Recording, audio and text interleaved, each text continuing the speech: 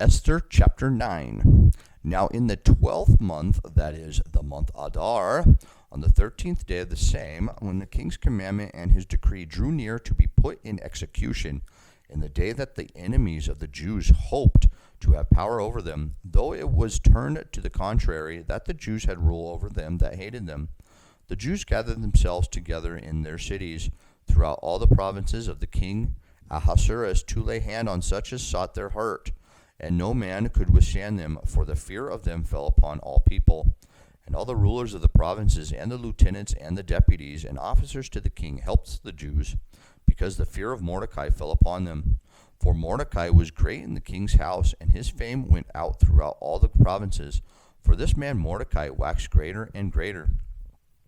Thus the Jews smote all their enemies with the stroke of the sword, and slaughter, and destruction, and did what they would unto those that hated them. And in Shushan the palace the Jews slew and destroyed 500 men.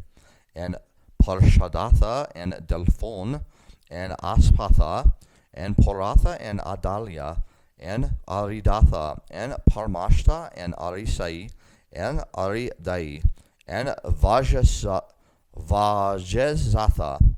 the 10 sons of Haman, the son of Hamadatha, the enemy of the Jews, slew they.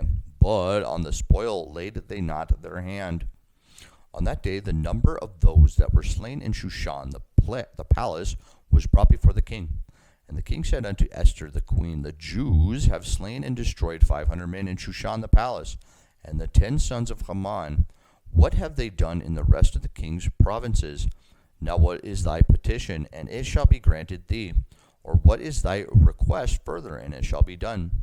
Then said Esther, If it please the king, let it be granted to the Jews which are in Shushan to do tomorrow also according unto this day's decree, and let Haman's 10 sons be hanged upon the gallows. And the king commanded it so to be done, and the decree was given at Shushan, and they hanged Haman's 10 sons.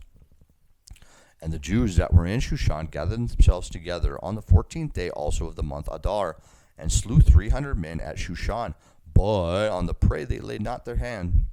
But the other Jews that were in the king's provinces gathered themselves together, and stood for their lives, and had rest from their enemies, and slew of their foes 75,000.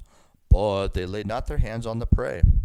On the 13th day of the month Adar, and on the 14th day of the same rested they, and it made it a day of feasting and gladness.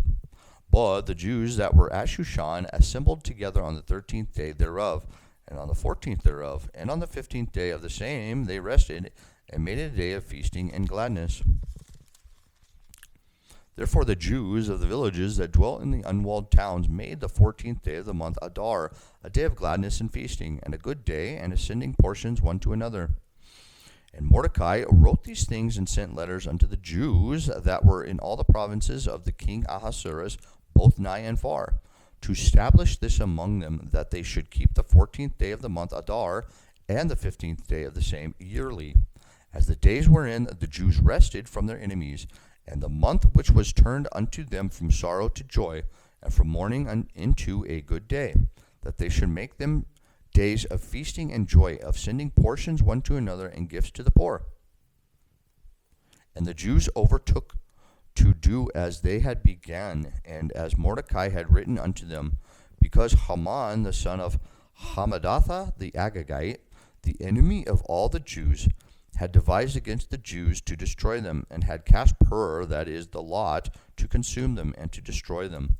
But when Esther came before the king, he commanded by letters that his wicked device, which he devised against the Jews, should return upon his own head, and that he and his sons should be hanged on the gallows. Wherefore they called these days Purim, after the name of Pur.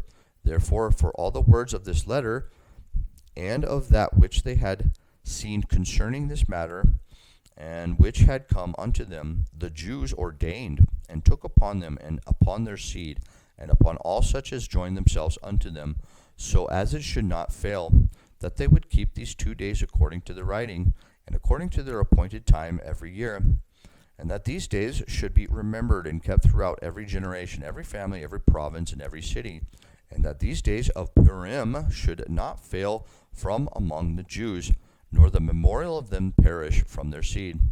Then Esther the queen, the daughter of Abihail, and Mordecai the Jew, wrote with all authority to confirm this second letter of Purim.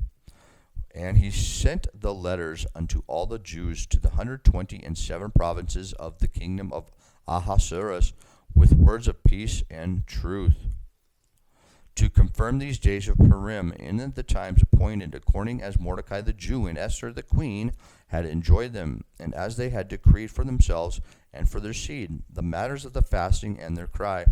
And the decree of Esther confirmed these matters of Purim, and it was written in the book.